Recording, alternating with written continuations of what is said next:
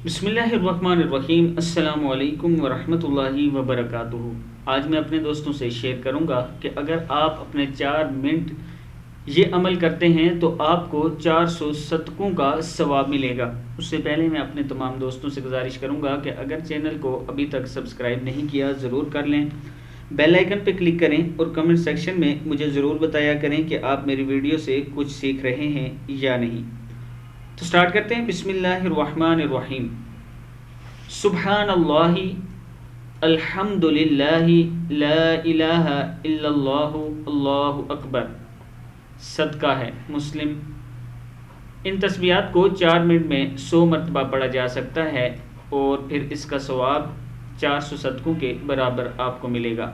सुब्हानल्लाहि अल्हम्दुलिल्लाहि ला इलाहा इल्लल्लाहु अल्लाहु अकबर।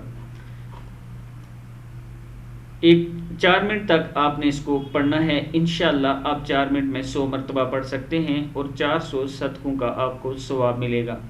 इस वीडियो को आगे ज़रूर शेयर करें ताकि आपके दोस्तों तक पहुंच सके। अस्सलामु अलैकुम वरहमतुल्लाहि वबरकातुहू।